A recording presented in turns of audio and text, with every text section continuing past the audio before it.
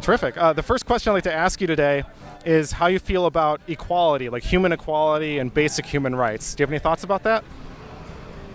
I believe in basic human rights. Great. And should we extend equality as far-reaching as we can to all people? Yes, everyone is entitled to be as equal as anyone else, and then it's up to them. Great. I totally agree with you. So my next question is a little bit more detailed on that. Are there any qualities about all people? What are the qualities of people that warrant them or give them the right to have equal rights? In other words, why do we feel that people deserve equal rights? People deserve to have equal rights at birth. Then it's up to their parents and the person to earn the right to have equal rights. For instance, a criminal who, let's say, robs a bank still has equal rights, except he has to be in prison because of what he did if he's caught. Exactly. So we're going to take away some of those rights because they did something right against societal values, right? That's right, and that is kind of a fundamental necessity because people are imperfect in the most totalitarian regimes and in the most democratic.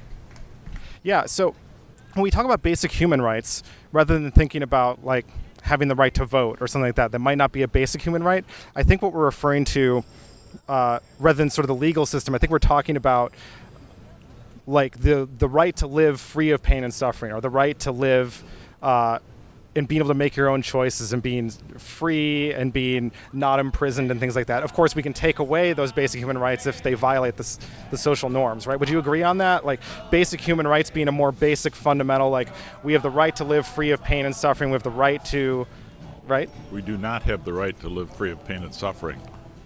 I mean, if you get cancer or if you have a heart attack, you have pain and suffering. And so no one is immune. I mean, that can happen to you. That's the nature, caused by nature. Absolutely, but if humans cause other humans, is that okay? That's complicated because it brings into, for instance, let's say someone is a mass murderer and they are put in prison, which causes the person pain and suffering. Are we really worried about that? Well, I think the reason we put them in prison in the first place is because they violated somebody else's basic human rights, right? That the murderer is taking away somebody else's right to live free of pain and suffering. They have the right to not be killed. So we deem murder as wrong and we imprison them, correct? That's right. So we take away people's human rights. We cause people to suffer for a purpose, which is to keep people from doing bad things. Great. I couldn't agree more. So perfect. Let's talk about a hypothetical situation now, okay? Let's pretend you grew up before the American Civil War. I almost did. And you lived in the Deep South. Do you think that you would have been part of the liberation movement, or do you think that you would have supported slavery because of where you grew up? I probably would have supported slavery because most people did. I don't have any reason to believe that I'm so unusual that I would not be a creation of the culture that I was brought up in. Exactly. Now, what systems besides the culture, can you think of any other systems that would have been in place that would have ensured that you would have been a supporter of slavery? I don't. Any other systems? Not other than the culture. Obviously, then it gets down to a more detailed or a more unique or a personal situation. For instance, was I raised on a plantation that had slaves, and my father we had slaves in our working for our family? That would be different than I grew up in a city where my father owned a small store and had no slave. Exactly. So, like, because you grew up in a situation where it was always present and it was always normal, you would have just accepted it to be that way and never considered sort of the moral implications of slavery, right? You wouldn't have had any reason to question it if you grew up in that. Well, I would not say that. I would say that even then, it was something that people had to think about. I think they thought about, basically, I think people probably believe that everyone should be free, except in this case we need these people to help us run our plantation, and we don't have any other choice. They haven't invented tractors yet or cotton picking machines, so they would justify that, say, look, none of us would even be here if we didn't have this system. Yeah, and it's not a justification for slavery, of course, right? I mean, you're not. Yeah, nobody's. I'm not. No, I would never justify slavery under any circumstances. Exactly, and neither would we. So let's go back to something that's happening in modern day life now. Let's go back to the basic human rights issue that we talked about before. Do you believe that basic human rights, as the way we defined it earlier, do you think that should be extended to animals like house pets, like cats and dogs, things like that? No, I don't. They're not humans, and they can't respond in the way of humans. So for instance, if you said to your dog, I'm not going to tell you where to go to the bathroom, and you can come and go as you want to, and everything else, I wouldn't want to have a dog. Yeah, so we can't extend the dog all of the same rights that we extend humans, so should we extend them none? Well, hopefully you have a dog because you love your dog. And so you pet your dog, and you give your dog food, and you give the dog a nice place to live, and you take your dog on a walk. So, I have a daughter who's got 2 dogs, and a lot of people would like to be treated as well as her dogs, so I say that. Yeah, and I have 5, and they get treated very, very well as well. I mean, I love my dogs. So I guess I want to get to the question of the rights of animals, but I also want to get back to the idea of kind of limited freedoms, right? So we can't extend to our dogs the right to vote, for instance, right? We understand that that's a right that can be extended to humans that can't be extended to dogs, and for good reason, right? But what about the right to not be tortured?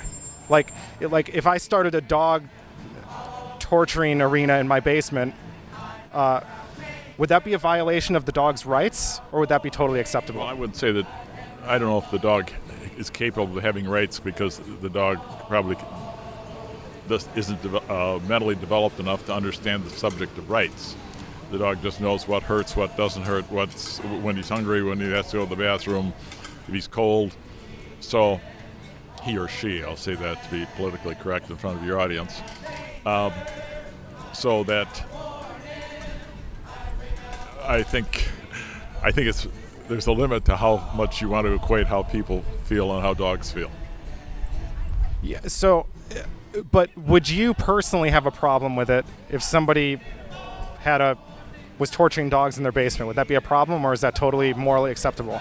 No, it's not. I don't believe in animal cruelty under any circumstances. I think if you have an animal, you should treat that animal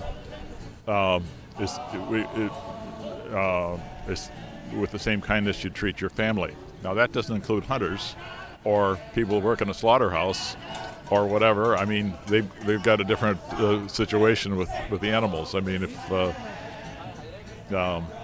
you want to be a vegetarian and you really go for it all the way, it's a free country. So if we look at the dog, now correct me if I'm wrong, I'm trying to follow what you just said there, because I think it's really important. You said you're against animal cruelty, that we should treat them. This is kind of the golden rule, right? We would want to treat them the way we would want to be treated. Is that right? A dog. Yes, if we were a dog. Right. But even if you're not a dog, right? I mean, I don't intend to be. No, I mean, neither of us are dogs. I haven't seen myself that way. Yeah. I mean, neither of us are dogs, but we could still understand that somebody that tortures dogs in their basement should be stopped, right? Right. That's right. And that comes from empathy, right? To say, I wouldn't want to be treated the way that dog is being treated. They feel pain the same way I feel pain, right? They would avoid pain the same way I would, so therefore, I don't want that person doing that to that dog, because I understand how unpleasant it is for the dog. That'd be right. That's a fair statement. Good. So you brought up slaughterhouses actually on your own, which is interesting. So how is that different in your mind from the person torturing the dog in the basement?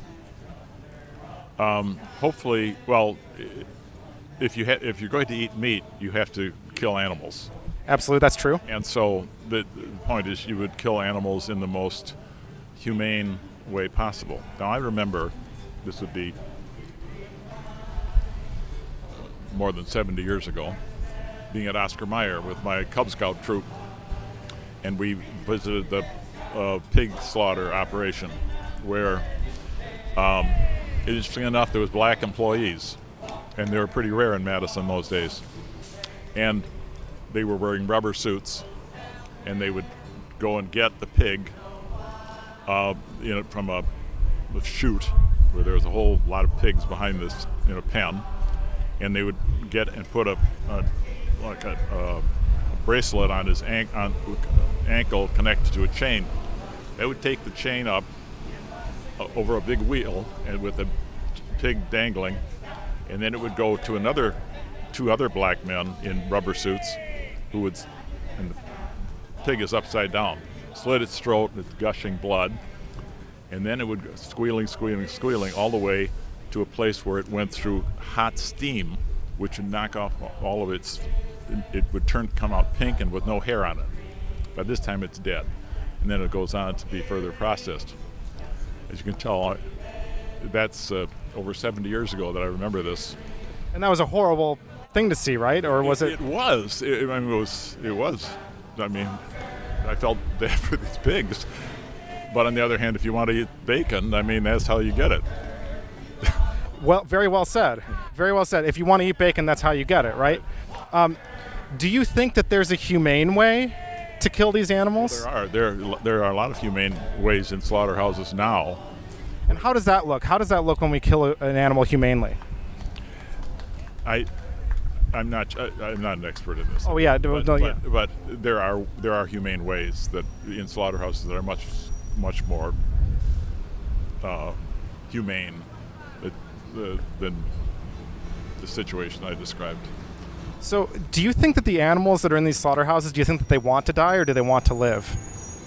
I'm quite confident that they want to. They can't think, of course, but their instincts are. Did you say they can't think or they can think? Well, they can't think about, do I want to die or not? I mean, they don't think that way. I don't believe.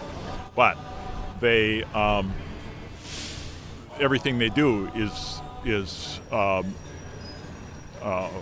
aimed at surviving, so that their instincts cause them to appear to want to survive.